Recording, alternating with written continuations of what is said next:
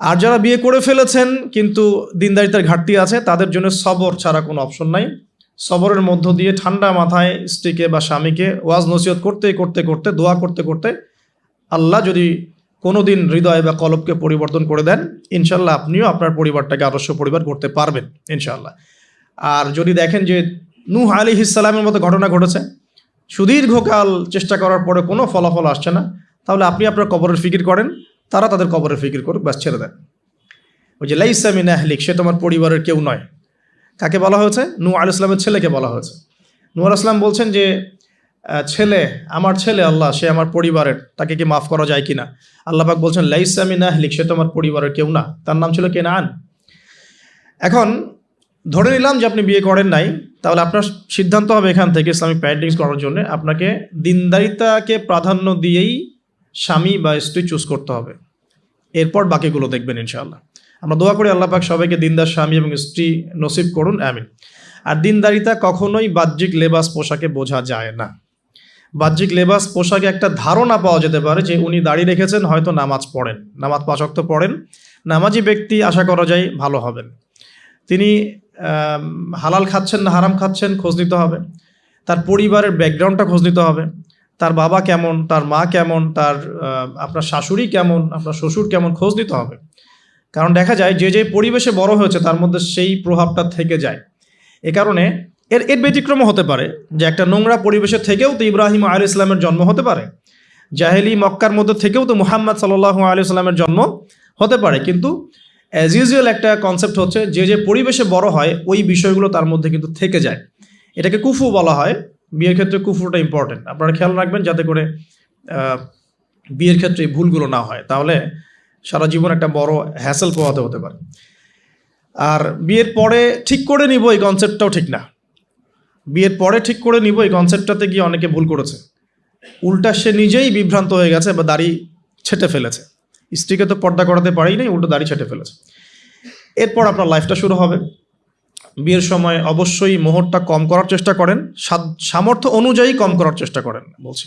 যদি আপনার সামর্থ্য থাকে 1 কোটি টাকা মোহর দেওয়ার, অবশ্যই দিবেন, সবার তো ওই সামর্থ্য থাকবে না। তাই মোহরের যে বিজনেসটা সমাজ আমরা দেখি, অহেতুক প্রতারণা করা, 20 লাখ 30 লাখ মোহর লিখে ফেলে পরবর্তীতে না দেয়া, মাফ নিয়ে নেওয়া, এটা চিটিংস, প্রতারণা মেয়েদের সাথে। আর একই সাথে আমরা যে যৌতুকে অভ্যস্ত হয়েছি, এটা একটা গায়রতহীনতার পরিচয়, ব্যক্তিত্বহীনতার পরিচয়। বিয়ের টোটাল কস্ট বিয়ের করবে ছেলের পরিবার। মেয়ের পরিবার যদি খুশি হয়ে কিছু দেয় সেটা নিতে কোনো আপত্তি নেই, খুশি হয়ে উইলিংলি কিছু দিলে নিতে আপত্তি নেই। চাপ প্রয়োগ করা যাবে না, যৌতুক তো বলাই যাবে না, টোটালি নিষিদ্ধ, হারামে, ইসলামে টোটালি হারাম। এরপরে লাইফ শুরু হবে। ধরে নিলাম যে আলহামদুলিল্লাহ ক্যাপলের মধ্যে ইসলামিক আন্ডারস্ট্যান্ডিং আছে, এখন তারা পরিবার শুরু করবেন আলহামদুলিল্লাহ। বিয়েটা খুব সহজ করবেন। যে বিয়ে যত বেশি সহজ সেই বিয়েতে তত বেশি বরকত। যে বিয়েতে যত কঠিন, লৌকিকতা বেশি, এটার বরকত তত কম হবে। বিয়ের অনুষ্ঠানগুলোর ক্ষেত্রে কোনো রকম বেপরদামির সুযোগ দিবেন না, যত সহজে ইসলামিকভাবে করে ফেলা যায় করে ফেলবেন। অনেকে দেখা যায় প্রেম করে নিজেরাই কাজী অফিসে গিয়ে বিয়ে করে ফেলছেন, এটার সাথে আমি একমত না। কারণ এখানে সাক্ষীর প্রয়োজন আছে, অভিভাবকের প্রয়োজন আছে, মোহরের প্রয়োজন আছে, কালিমা লা ইলাহা ইল্লাল্লাহর উপস্থিতিতে খুতবার বিয়ের প্রয়োজন আছে। তো এভাবে ম্যারেজগুলো যেগুলো হচ্ছে বেশিরভাগই আমাদেরকে জেনার দিকে নিয়ে যাচ্ছে, এবং দীর্ঘস্থায়ী জেনা, 1 দিন 2 দিন না, বছরের পর বছর থাকছেন, জেনা করতেই আছে। তো একটা পয়েন্টস মিস করেছি, একটু টাচ করে দিই, যে বিয়ের আগে নিজেদেরকে পবিত্র করে নিয়েন আর কি। যদি অপবিত্র জীবনেও থাকেন, বিয়ের আগেই নিজেকে পবিত্র করে নিয়েন। কারণ এটাই স্বাভাবিক যে একজন পবিত্র সত্তা আরেকজন পবিত্র সত্তাকে পাবে, এটাই স্বাভাবিক। অপবিত্রতার পবিত্রতা কখনো একসাথে হয় না। যদি একসাথে হয়ে যায় তখন বিশ্বযুদ্ধ লেগে যাবে আর কি। কথা বুঝতে পারছেন? নিজেকে আগে পবিত্র করে নিয়েন। আর পবিত্র করার জন্য আল্লাহর কাছে প্রমাণ করতে হবে যে আল্লাহ, আমি তোমার বান্দা বা বান্দি। যখন আল্লাহ পাক দেখবেন হ্যাঁ আপনি সত্যি অনেস্টলি মন থেকে তওবা করছেন এবং পবিত্র হওয়ার চেষ্টা করছেন, আল্লাহ পাক সুযোগ করে দিবেন ইনশাআল্লাহ তাআলা। এরপর একটা কথা, যে বিয়ের আগেই পড়াশোনার যে সিলেবাসগুলো যেগুলো বললাম এটা কভার করে নিয়েন। কারণ বিয়ের পরে এটা বলা সহজ যে বিয়ের পরে করে নিব, কিন্তু বিয়ের পর রেসপন্সিবিলিটি বাড়বে, এটা করার জন্য খুব একটা বেশি সময় পাবেন না। তো বিয়ের আগেই পড়াশোনাগুলো করে ফেলার চেষ্টা করলে ভালো হয়। আর বিয়ের পর গবেষণা করবেন, বিয়ের পরে হবে গবেষণা। আর বেসিক পড়াশোনার লেভেলগুলো বিয়ের আগে শেষ করে ফেলাটা খুব ভালো। এই জন্য গভর্নমেন্টের যে বয়সগুলো দেওয়া হয়েছে ফিক্স করে, এই বয়সগুলো প্রয়োজন আছে। যদিও ইসলামে এরকম ম্যান্ডেটরি কিছু নাই, কিন্তু এই লেভেলটার প্রয়োজন আছে, বিকজ 18-21 আগে আমাদের পড়াশোনা সবার খুব একটা শেষ হয় না, আর ম্যাচুরিটি খুব একটা আসে না, ইকোনমিক সোর্সও তৈরি হয় না।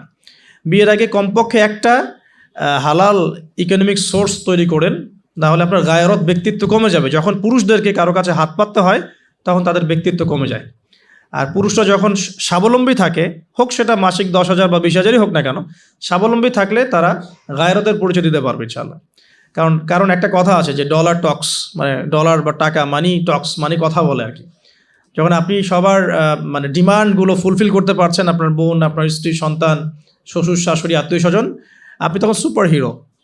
যখন আপনি পারছেন না, আপনার মুত্তাকি, আপনার তাকওয়া, আপনার ঈমান, আপনার অন্যান্য বিষয়গুলো খুব একটা মানুষের কাছে হাইলাইটেড হয় না, কারণ মানি টক্স, মানি কথা বলে আর কি। আপনার স্ট্যাটাস ইট টক্স, এটা কথা বলে। তো এই জন্যে গায়রত বজায় রাখতে হলে আপনাকে একটা উপার্জনের সোর্স তৈরি করতে হবে।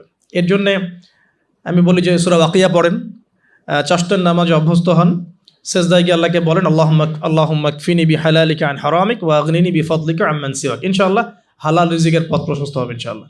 আর হারামে যায়েন না, কারণ পরবর্তী প্রজন্ম তখন হারামখোর হয়ে বড় হবে আর কি। আসুন সামনে যাই। এবার বিয়েটা সহজ করে ফেলেন। করার পর স্বামী স্ত্রী তাদের মধ্যে যে সম্পর্কটা, এই সম্পর্কটা শুরু হবে 2 রাকাত সলাত থেকে। প্রথম রাতে 2 রাকাত সলাত পড়ে নেবেন, ওযু অবস্থায় সলাত পড়ে ডিসকাস করবেন জীবনের উদ্দেশ্যগুলো সম্পর্কে। ফ্যান্টাসির কারণে এমন কিছু করে যায় না প্রথমে, যাতে করে সে আবার আতঙ্কিত হয়ে পড়ে।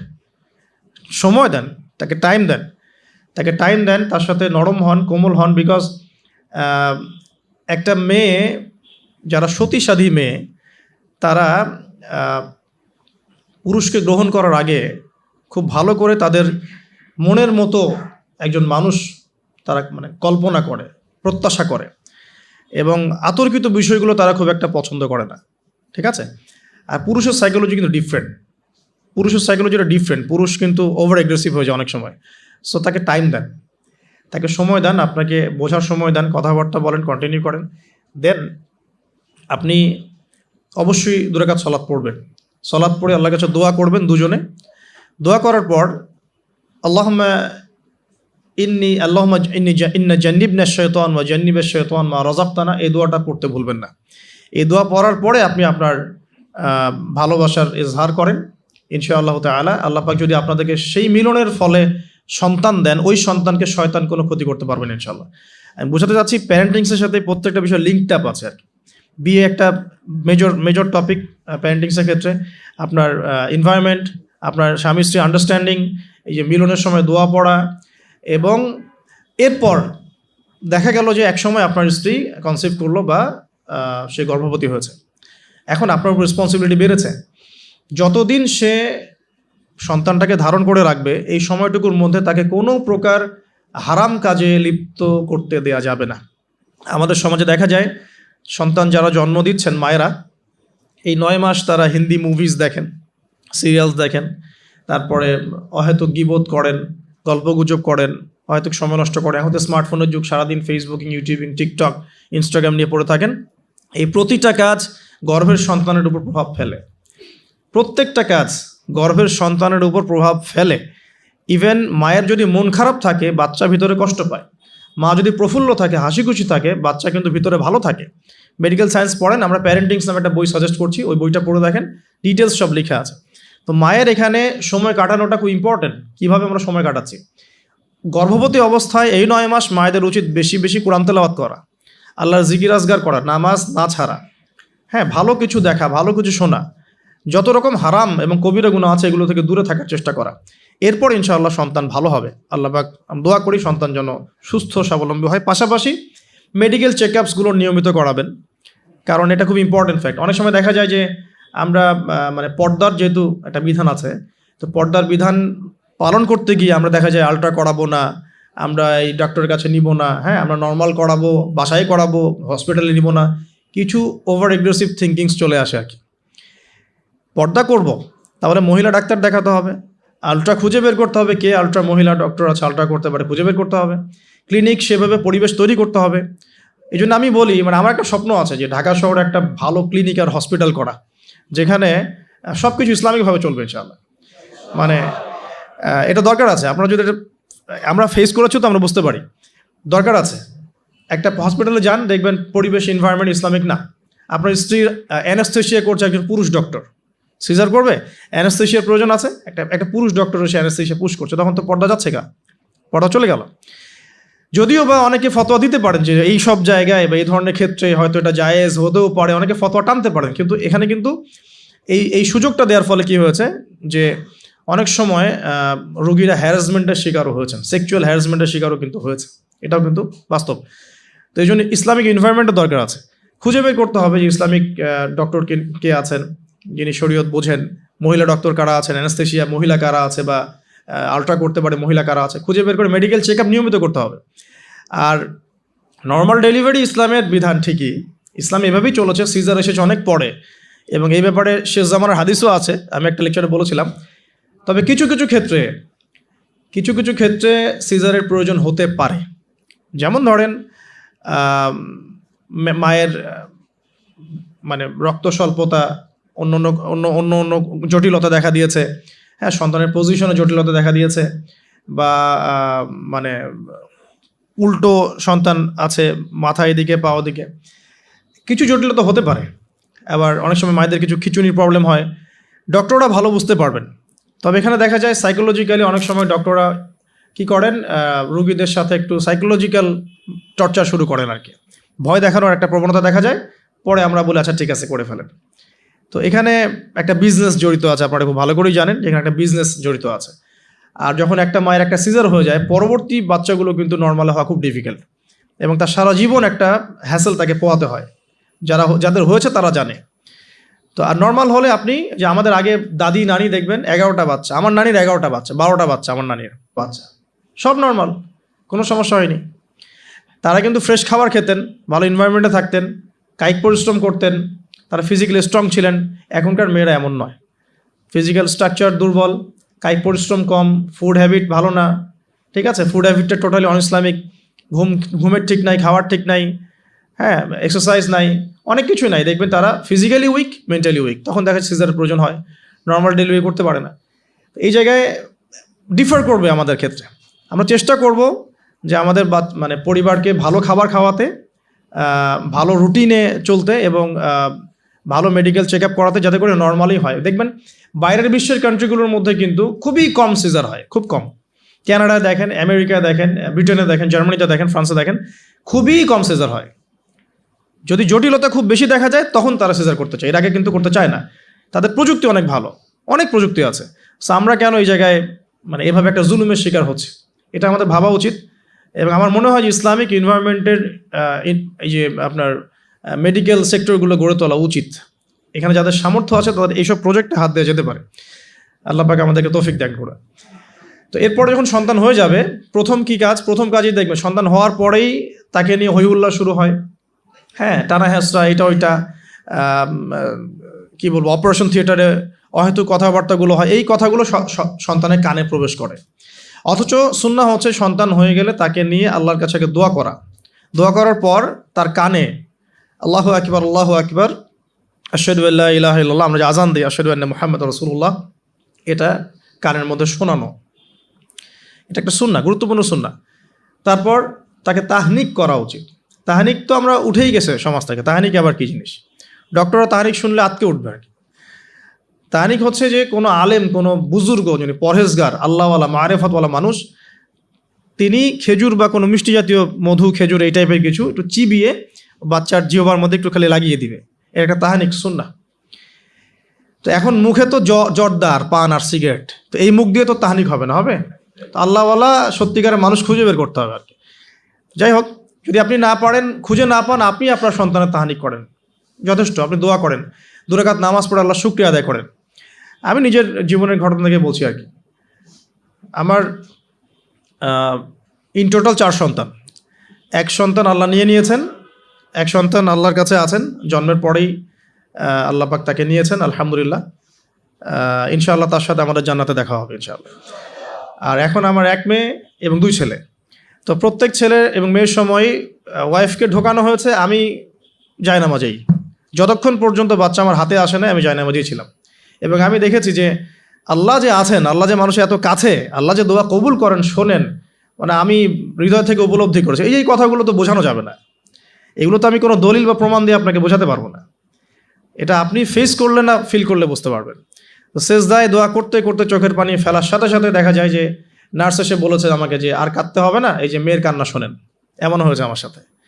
কারণ মানে স্ত্রীর যে প্রসব বেদনা, এটা দেখে কিন্তু স্বামী আসলে ঠিক থাকতে পারে না, তাদের প্রচণ্ড কষ্ট হয়। এবং এই কষ্টটা এই কারণেই হয়তো নবী সাল্লাল্লাহু আলাইহি ওয়াসাল্লাম বলেছেন, তোমার সবচেয়ে সেরা অধিকার পাওয়ার, মানে ভালো ব্যবহার পাওয়ার অধিকার রাখে তোমার মা, এরপর তোমার মা, তারপরেও তোমার মা, এরপর তোমার বাবা। তো মায়ের এই যন্ত্রণা শুধু মায়েরাই বুঝতে পারবেন। তো আপনি যদি জান্নাত পেতে চান, মায়ের সেবা করেন, মায়ের খেদমত করেন, মাকে সন্তুষ্ট রাখেন, ইনশাল্লাহ জান্নাত পেয়ে যাবেন ইনশাআল্লাহ। আর এই যুগে কিন্তু মা বাবার সাথে দাস দাসীর মতো আচরণ করা হয় আর কি। তো খেয়াল রাখবেন এই বিষয়গুলো, মায়ের হকটা কখনো নষ্ট করেন না। আর তার মেয়েদের প্রতি একটাই আমার, মানে তাদের প্রতি আমার কনসেপ্ট অফ ভিউ হচ্ছে এরকম যে কঠিন হয়ে তাদের সাথে কোনো লাভ নাই। আসলে আদতে আলটিমেটলি কঠিন হয়ে কোনো লাভ নাই। দুই একদিন হয়তো ঝগড়াঝাটি হতে পারে, মনোমালিন্য হতে পারে, কিন্তু কঠিন হয়ে তাদেরকে লাইনে আনা খুব একটা যায় না।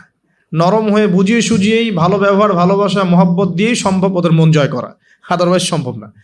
আসুন, এরপরে আজান হবে, তাহানিক হবে। 7ম দিনে গিয়ে আপনি আকিকা করবেন।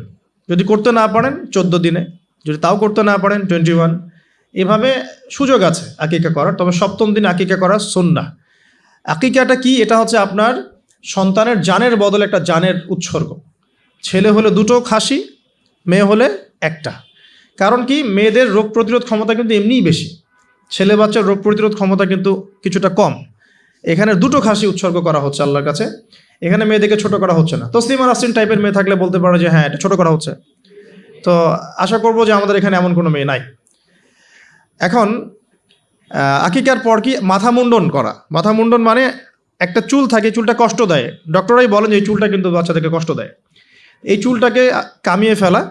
যদি মাথায় কোনো প্রবলেম থাকে, ডক্টর বলে না এখন করার দরকার নাই, সেটা আলাদা ইস্যুস, কিন্তু নর্মালি কামিয়ে ফেলা উচিত। এবং চুলের ওজন করতে হয়, এই চুলের ওজনের সমপরিমাণ রূপা আল্লাহর পথে সদাকা করতে হয়, এটা সুন্নাহ। তো এটা করবেন। তারপরে আকিকা করলেন, আকিকা আপনি যেভাবে গোশত বন্টন করেন সেভাবে করবেন। বাচ্চা এখন জন্ম হয়েছে, আপনাদের নতুন অধ্যায় শুরু, এই প্যারেন্টিংস আপনার এখন শুরু হচ্ছে আর কি। এখন আপনার জন্য প্যারেন্টিংস বইটা আমি সাজেস্ট করছি এবং আমি কিছু বলে দিচ্ছি আর কি। দেখুন, আদম আলাইহিস সালামের দুই ছেলের সম্পর্কে প্যারেন্টিংসের মধ্যে কথা এসেছে। আদম আলাইহিস সালামের 2 ছেলের সম্পর্কে কিন্তু কথা এসেছে। 1 নাম্বার হাবিল কাবিলের ঘটনা মনে আছে? 2 সন্তান পরস্পরে হিংসা বশত কিন্তু এক ভাইকে হত্যা করে ফেললো। যদি আপনাদের একাধিক সন্তান থাকে, কারো প্রতি পক্ষপাতিত্ব করতে যায় না, তাহলে কিন্তু হাবিল কাবিলের মতো সম্পর্ক করে উঠবে আর কি। আর এই যুগে তো হাবিল কাবিলের সম্পর্ক এখনও চলছে। এখানে বহু কাবিল ঘুরে বেড়াচ্ছে দাড়ি টুপি নিয়েই, তাই না? এখন হাবিল কাবিল সম্পর্ক তো এখন আছে আর কি। কুরবানি কবুল হচ্ছে, আমারটা হচ্ছে না কেন? খেদমত হচ্ছে, আমি পারছি না কেন? মানুষ ওখানে ছুটছে, আমার কাছে আসে না কেন? ওই ওয়াজে 2 লাখ লোক হচ্ছে, আমার ওয়াজে হচ্ছে না কেন? মানে হাবিল কাবিল সম্পর্ক তো আছেই আর কি এখন। তো কাবিল কি করবে? হাবিলকে এলিমিনেট করার চেষ্টা করবে, হাবিলকে দুনিয়া থেকে সরাতে হবে, তাহলে সে সফল, তার ধারণা এমন। অথচ এই কাজের ফলে কি হয়েছে? তার আমল নামে সমস্ত খুনের গোনা কিন্তু যাচ্ছে একটা একটা করে। আর সেম জিনিস আমাদের সাথেও হয়েছে, আমাদেরকে এলিমিনেট করার চেষ্টা করা হয়েছিল। আলহামদুলিল্লাহ আল্লাহ রাব্বুল আলামিন সেটা করতে দেন নাই। আল্লাহ পাক সবসময় সত্যের সাথে থাকেন, অনেস্টির সাথে থাকেন। আল্লাহ পাক সবসময় নূর এবং মারিফতওয়ালা মানুষের সাথেই থাকেন। আল্লাহ পাক কখনোই ইবলিস এবং কাবিলের সাথে থাকেন না। আল্লাহ পাক বোঝার তৌফিক দেখ। সামনে যান, নূহ আলাইহিস সালামের জীবনেও কিন্তু প্যারেন্টিংস আছে। দেখেন, এক সন্তান ইসলাম কবুল করছে না। তো এমন হতে পারে যে দীর্ঘদিন আমার একাধিক সন্তান, আমি আমার সর্বোচ্চ পরিশ্রম করছি সন্তানের পিছনে, তাদের ভরণ পোষণ, খাওয়া দাওয়া, এডুকেশন সব কিছু, তারপরেও জীবনের এক পর্যায়ে গিয়ে একজন বিভ্রান্ত হয়ে গেছে। এটা হতে পারে, এটারও সুযোগ আছে। এতে আপনি দোষী হবেন না ইনশাআল্লাহ, কারণ আপনি আপনার চেষ্টাটা অব্যাহত রেখেছিলেন। তো একটা কথা বলতে ভুলে গেলাম যে ওই যখন হাবিল কাবিলের কথা এসেছে, তখন একটা কথা বলতে ভুলে গেছি যে ওই ইউসুফ আলাইহিস সালামের কথা মনে আছে নিশ্চয়ই। ইউসুফ আলাইহিস সালামের বাবার কিন্তু 12 সন্তান। তো এই যে 11 সন্তান, 11 ভাই যে ইউসুফ আলাইহিস সালামের এগেনস্টে যে ষড়যন্ত্র করছে, কারণ কি? কারণ বাবা ইউসুফকে খুব বেশি ভালোবাসে, বাবা ইউসুফকে অনেক আদর করে, তার খুব খুব চমৎকার সুন্দর দেখতে। এমন হয় না যে একটা বাচ্চা খুব সুন্দর, বা আপনার বড় মেয়ে আপনি বেশি আদর করেন, একটু বেশি আদর করেন, হ্যাঁ।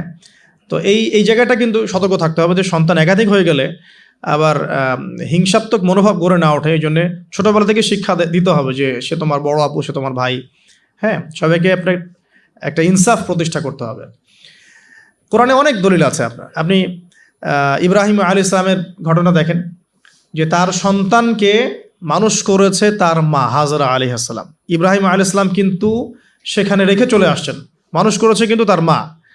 তো যেই হাজরা আলাইহিস সালাম বলছেন যে ইয়া ইব্রাহিম, হে ইব্রাহিম, আপনি আমাদেরকে কেন এখানে রেখে যাচ্ছেন? তখন ইব্রাহিম আলাইহিস সালাম বলছেন যে আল্লাহর আদেশে। তখন হাজরা আলাইহিস সালাম বলছেন যে যদি আল্লাহর আদেশে আপনি আমাদেরকে এখানে রেখে যান জনমানব শূন্য বিরান একটা জায়গায়, তাহলে ইনশাআল্লাহ আল্লাহ আমাদেরকে ধ্বংস করবেন না। এই যে তাওয়াক্কুল আল্লাহর প্রতি, একজন তাওয়াক্কুলকারিণী মায়ের গর্ভ থেকে জন্ম নিয়েছে ইসমাইল আলাইহিস সালাম। ওই সন্তানকে যখন ইব্রাহিম আলাইহিস সালাম আরও কয়েক বছর পরে এসে বলছেন ইন্নী আরা ফিল মানামি আন্নী আযবাহুকা, আমি স্বপ্নে দেখেছি তোমাকে জবাই করছি, ফানজুর মাযা তারা, তোমার রায় কি আমাকে বলো। ওই সবরকারিণী মায়ের গর্ভ থেকে জন্ম নেয়া, তাওয়াক্কুলকারিণী মায়ের গর্ভ থেকে জন্ম নেওয়া সন্তান এবার বলছে ইয়া আবাতি, হে আমার বাবা, ইফআল মা তুমার, আপনি তাই করুন যা আপনাকে আদেশ করা হয়েছে। সাতাজিদুনি ইনশাআল্লাহু মিনাস সাবিরিন, আমাকে ইনশাআল্লাহ আপনি সবরকারী পাবেন। তো এখানে মায়ের রোলটা দেখেন, মা যেমন হবে সন্তান তেমন হতেই পারে। মা যেমন হয় সন্তান কিন্তু তেমনই হয়, স্বাভাবিক এটা। মা যদি সন্তানকে হৃদ্যতা ভালোবাসা দিয়ে বড় করে, সন্তান দেখবেন বড় হয়ে সবাইকে ভালোবাসে। মা যদি সন্তানকে কনফিডেন্স দেয় যে বাবা তুমি পারবে, জীবন অনেক কিছু করতে পারবে, তোমার মধ্যে এই প্রতিভা আছে, ইনশাল্লাহ তুমি পারবে, সন্তান বুস্ট আপ পিছন থেকে পারবে ইনশাআল্লাহ। মা যদি সন্তানকে ত্যাগ করে, দুধ পান না করায়, ফ্যামিলিস্টদের মতো দুধ পান না করিয়ে যে আপনার বেবি সিটারদের কাছে মানুষ করায় আর কি, হ্যাঁ, ডে কেয়ার সেন্টারে মানুষ করায়, দেখবেন সন্তান ছোটোবেলা থেকে একটা হতাশা, হীনমন্যতা, নিঃসঙ্গতায় ভোগে আর কি। এখন এলিট সোসাইটির মধ্যে এই সমস্যাটা আছে না, নিঃসঙ্গতায় ভোগে তারা। কিন্তু মা যদি সন্তানকে দেখা যায় খুব শাসন করে, বেশি প্রহার করে, সন্তান কঠোর হয়ে যাবে, মনটা একটু শক্ত হয়ে যাবে। তো পিতামাতার সন্তানের প্রতি অ্যাটিটিউডটা একটা বড় ফ্যাক্ট, যে সন্তান বড় হয়ে কী হবে। হিটলারের জীবনী পড়ে দেখেন, সে বলছে আমার পিতা আমাকে খুবই মায়ের মারতো আর কি, খুবই পিটাইতো। তো বড় হয়েও শিখছে আর কি যে পিটাইলেই কাজ হয়, যদি কিছু করতে হবে তো পিটাইলেই কাজ করতে হবে। এরপরে সে যে পিটানো শুরু করছে সবাইকে গণহারে, কিছু কিছু ক্ষেত্রে অবশ্য কাজ হয়েছেও, হ্যাঁ, আমরা মনে করি কিছু ক্ষেত্রে কাজ অবশ্য হয়েছে। তো আসলে সবসময় ওয়াজ নসিহত করে কাজ হয় না, মাঝে মাঝে মায়ের দরকার আছে। তো ওই মায়ের পাওয়ার যখন আমাদের কাছে আসবে আমরাও মারবো ইনশাআল্লাহ। এখন সবর করতেছি আর কি, এখন শুনতেছি আর কি। আচ্ছা, এবার আসেন সামনে। এই যে সন্তান জন্ম নিল ইসমাইল আলাইহিস সালাম হাজরা আলাইহিস সালামের গর্ভ থেকে, মা যেমন হলো সন্তান তেমন হলো কিন্তু। আর এই যে মায়ের আত্মত্যাগ দেখেন, সাফা মারওয়া সাই করা যে ঘটনা, জামজাম কূপের যে ঘটনা, এই ছেলে কুরবানির যে ঘটনা, এই ঘটনাগুলো আল্লাহর কাছে এত বেশি পছন্দ হয়েছে। দেখেন কিয়ামত পর্যন্ত হজ ওমরায় আপনি এগুলো কিন্তু করছেন, হজে করছেন।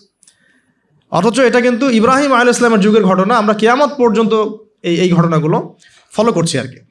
আর এমন কোনো ধর্ম নাই যে ধর্মে ইব্রাহিম আলাইহিস সালামকে গালি দেওয়া হচ্ছে। জিউসরা ইব্রাহিম আলাইহিস সালামকে সম্মান করে, জানেন, খ্রিস্টান যারা তারা ইব্রাহিম আলাইহিস সালামকে সম্মান করে, তারা কিন্তু এই পরিবারটাকে সবাই সম্মান করছে আর কি। তো এখানে একটা প্যারেন্টিংসের আপনার নসিহত আছে। পাশাপাশি আপনি সামনে যাবেন, লোকমান আলাইহিস সালামের ঘটনা পাবেন। এটা সূরা লোকমানের এখানে দেয়া আছে, ওয়ালাকাদ আতাইনা লোকমানের হিকমা আন ইশকুরু লিল্লাহ, এখান থেকে নিয়ে শুরু করে একদম আমি আয়াত নাম্বারটা বলে দিই, আয়াত নাম্বার 12 থেকে নিয়ে আপনার এই যে 19-20 পর্যন্ত এই পুরো আয়াতগুলোর মধ্যে লোকমান আলাইহিস সালামের অনেকগুলো নসিহত আছে। সন্তানকে কাছে বসিয়ে তিনি বলছেন, হে আমার সন্তান, আল্লাহর সাথে কাউকে শরিক করো না, লা তুশরিক বিল্লাহ ইন্নাশ শিরকা লাযুলমুন আযীম। শেখাচ্ছেন ওয়াসাইনাল ইনসানা বিওয়ালিদাইহি হুসনা, মানুষের সাথে ভালো আচরণ করো, তোমার পিতামাতার সাথে ভালো আচরণ করো। তোমার পিতামাতা যদি তোমাকে শিরক করতে বলে তখন তাদের ফালা তুতিউহুমা, তাদের আনুগত্য করো না। আল্লাহ তিনি আরও শিখাচ্ছেন যে ছোট্ট কোনো বিষয় তুমি আল্লাহ থেকে লুকাতে পারবে না, আল্লাহ সব সামনে নিয়ে আসবেন। ইয়া বুনাইয়া আকিমিস সালাহ, সালাত কায়েম করো, ওয়া আমুর বিল মারুফ, সৎ কাজে আদেশ করো, ওয়ানহা আনিল মুনকার, অসৎ কাজে নিষেধ করো, ওয়াসবির আলা মা আসাবাক, তোমার উপরে যে বাধা বিপত্তিগুলো আসবে সেগুলোতে সবর করো। উচ্চ স্বরে চিৎকার চেঁচামেচি করো না, কারণ গাধার স্বর উচ্চ স্বর হয়, চেঁচামেচি করে। এরকম প্রায় এখানে 10টা থেকে 15টা নসিহত আপনি পাবেন। চিস্ট করে বলে দিলাম যে লুকমান আলাইহিস সালাম তার সন্তানকে যা শিক্ষা দিয়েছেন এটা প্যারেন্টিংসের জন্য যথেষ্ট আর কি। আপনি সন্তানকে শিক্ষা দিবেন শিরকের শিক্ষা, আপনি আল্লাহকে চিনতে শেখাবেন, রাসূলকে চিনতে শেখাবেন, কোরআনের সাথে সম্পর্ক করে দিবেন, হ্যাঁ, 5 ওয়াক্ত নামাজে অভ্যস্ত করবেন, পাবন্দি করবেন, ইসলামিক পরিবেশ বাসায় বজায় রাখবেন, তালিম হবে, ইসলামিক কালচার রাখবেন। যদি বাচ্চা বিনোদন পছন্দ করে, ইসলামিক বিনোদন দিবেন, তাকে সময় দিবেন, তার সাথে কথা বলবেন, তার সাথে গল্প করবেন। তো এখন দেখেন কোরআনে এমন অনেক কিছুই আছে। লোকমান আলাইহিস ইসলামের কথাই বলেন, আপনি ইব্রাহিম আলাইহিস ইসলামের কথাই বলেন, আদম আলাইহিস ইসলাম, নূহ আলাইহিস ইসলাম থেকে শুরু করে প্রত্যেক নবী রসুলের জীবনেই দেখবেন আপনি প্যারেন্টিংসের একটা খোরাক পাবেন। ইভেন আমাদের নবী মুহাম্মদ সাল্লাল্লাহু আলাইহি ওয়াসাল্লামের ক্ষেত্রে দেখেন। আচ্ছা, এখানে যাওয়ার আগে এখানে আসি যে এই যে ঈসা আলাইহিস সালামের মা মারিয়াম আলাইহিস সালাম, তিনি কি পবিত্র ছিলেন না? দেখেন আল্লাহ পাক এমন সন্তান দিয়েছেন, সন্তানও পবিত্র। ঈসা আলাইহিস সালাম কি আল্লাহর হুকুমে মৃতকে জীবিত করে ফেলছেন না? আল্লাহর হুকুমে মানুষকে সেবা করছেন, চিকিৎসা করছেন, তাকে রূহুল কুদুস সহযোগিতা করছে না? এবং তিনি এমন একজন সত্তা যিনি আবার মসিহুদ দাজ্জালকেও হত্যা করবেন। তাকে আল্লাহ পাক কত বড় একটা মাকাম দিয়েছেন। তার মা পবিত্র ছিলেন, পবিত্র মায়ের সন্তান। দেখেন নবী সাল্লাল্লাহু আলাইহি ওয়াসাল্লামের ক্ষেত্রে কি হয়েছে, তিনি মা এবং বাবার সঙ্গ খুব বেশি পাননি, কিন্তু তার আশপাশের মানুষ যারা ছিল আর কি, তার চাচা, তার দাদা, তারা সব সময় নবী সাল্লাল্লাহু আলাইহি ওয়াসাল্লামকে প্রচণ্ড ভালোবাসতেন, প্রশংসা করতেন। কাবা ঘরে নিয়ে কোলে নিয়ে বসে বলতেন, আমার ছেলে একদিন, আমার এই নাতি, আমার এই ঔরস থেকে, আমার এই বংশধর ইনশাল্লাহ একদিন নেতা হবে, তার দাদা বলতেন বারবার।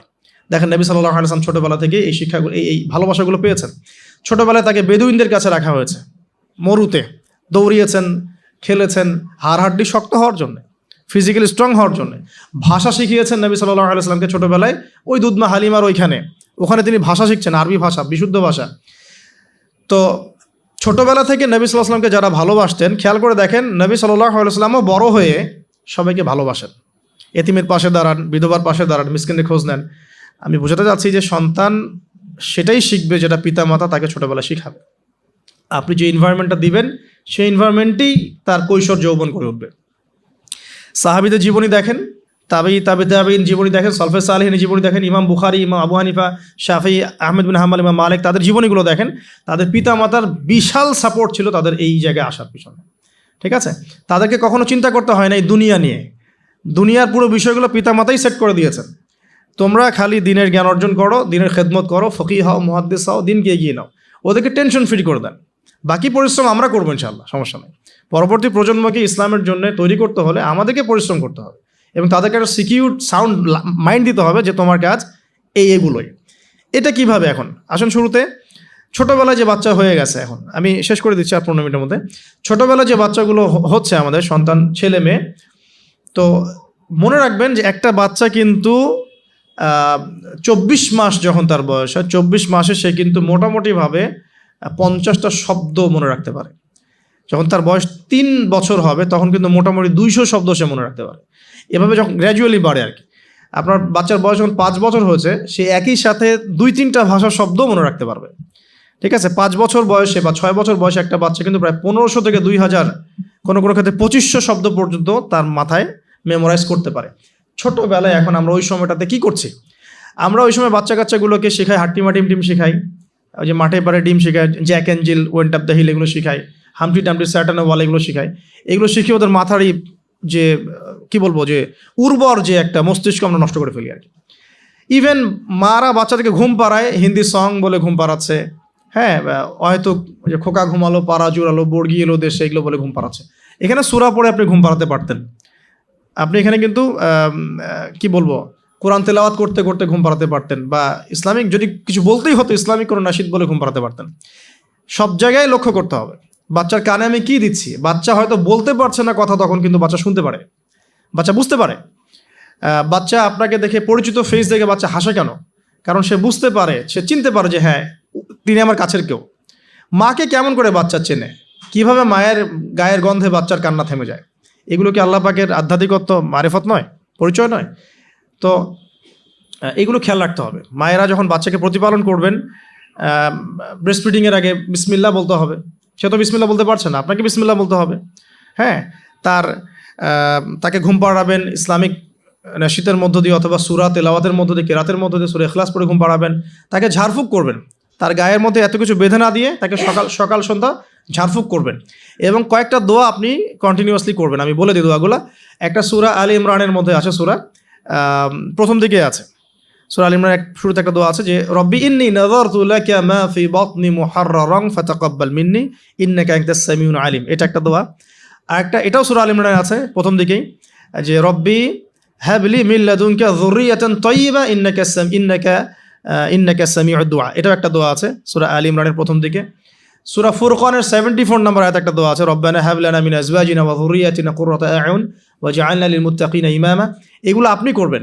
আর বাচ্চাকে কি করবেন, ইমাম হাসান এবং হুসাইন রাদিয়াল্লাহু আনহুমাকে রাসূল সাল্লাল্লাহু আলাইহি ওয়াসাল্লাম যা করতেন, ইমাম হাসান হুসাইন রাদিয়াল্লাহু আনহুমাকে নিয়ে আসলে রাসূল সাল্লাল্লাহু আলাইহি ওয়াসাল্লাম বলতেন যে উঈযুকুমা, দুজন ছিলেন এজন্য বলতেন উঈযুকুমা। যদি একজন হয় এবং সে যদি ছেলে বাচ্চা হয় তাহলে আপনি বলবেন উঈযুকা, আর যদি একজন মেয়ে বাচ্চা হয় তাহলে বলবেন উঈযুকি। আমি কি বুঝাতে পারছি? একজন মেয়ে বাচ্চা হলে উঈযুকি, একজন ছেলে হলে উঈযুকা, আর দুজন হলে বলবেন উঈযুকুমা। তো উঈযুকা দিয়ে শুরু করলাম, তো উঈযুকা বিকালিমাতিল্লাহি তাম্মা মিন কুল্লি শাইতানিন ওয়া হাম্মা ওয়া মিন কুল্লি আইনিন লাম্মা। এই দোয়াগুলো পড়ে বাচ্চাকে ঝাড়ফুঁক করতে হয়। বদনজর লাগতে পারে, চোখের নজর লাগতে পারে। তো এই দোয়াগুলো করা, পাশাপাশি সূরা ফালাক, নাস, ইখলাস এগুলো পড়ে ঝাড়ফুঁক করা, সূরা ফাতিহা পড়ে ঝাড়ফুঁক করা, বাচ্চা ভালো থাকবে ইনশাআল্লাহ। বাচ্চাকে যে ঘরে রাখবেন সেখানে কোনো প্রকার ছবি মূর্তি রাখবেন না, বাচ্চা রাত্রেবেলা ভয় পেয়ে কাঁদতে পারে, এগুলো করতে যাবেন না। ফিডিংটা ভালো দিবেন, ব্রেস্ট ফিডিং চেষ্টা করবেন। যদি কোনো কারণে মায়েদের কোনো প্রবলেম থাকে সেটা ডিফারেন্ট ইস্যুস, তবে ব্রেস্ট ফিডিংটাই চেষ্টা করবেন। এতে মায়ের সাথে বাচ্চার একটা অন্তরঙ্গ সম্পর্ক তৈরি হবে, এটা বাচ্চার হক। এবার বাচ্চা যখন বড় হচ্ছে ওকে আজে বাজে কিছু শেখাবেন না, আস্তে আস্তে কথা বলা শিখবে, পরিবেশ পরিস্থিতি বোঝা শিখবে।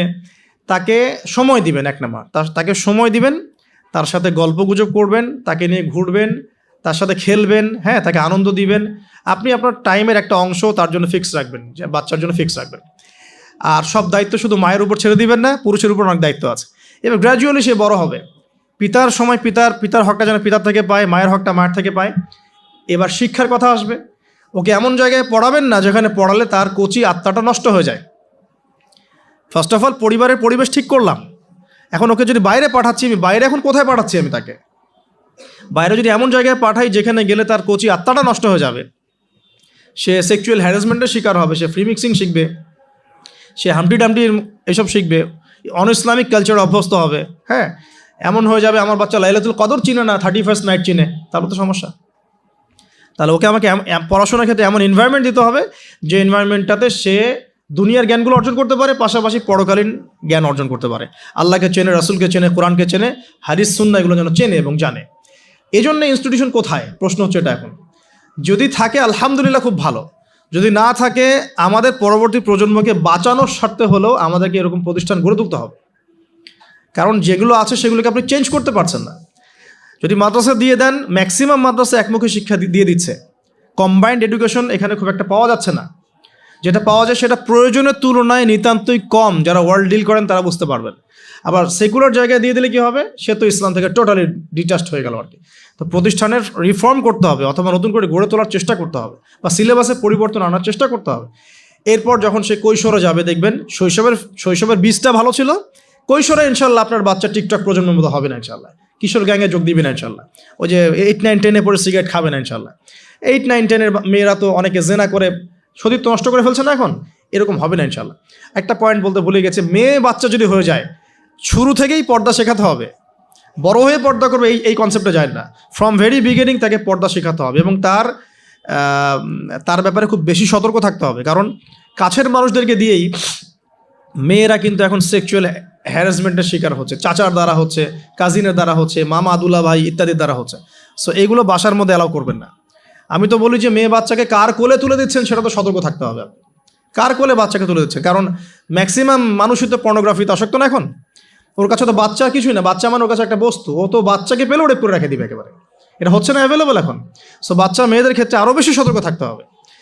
প্রয়োজনে মহিলাদের স্বতন্ত্র মাদ্রাসা গড়ে তুলে সেখানে আপনার মেয়েকে পড়াশোনা করান, এবং আপনার স্ত্রীকে সেই মাদ্রাসায় দায়িত্ব দেন, আপনার স্ত্রীকে সেখানে কাজে ইনভলভ করেন যেন সে মনিটর করতে পারে। আর সিসি ক্যামেরার কোনো বিকল্প নাই, রাখতেই হবে। এখন এই যুগ চলছে আর কি, সিসি ক্যামেরার কোনো বিকল্প নাই, রাখতে হচ্ছে, ঠিক আছে। তো বাসায় কাদেরকে এক্সেস দিচ্ছেন, কাকে দিচ্ছেন না, পুরো বিষয়গুলো ঠান্ডা মাথায় ডিল করে আপনাকে আগাতে হবে। মেয়ে বাচ্চার ক্ষেত্রে অতিরিক্ত সতর্কতার কথা আমি বলছি আর কি। আর ছেলে বাচ্চার ক্ষেত্রে সতর্ক থাকবো কেন, বাইরের পরিবেশ তো আর আমার বাড়ির মতো না।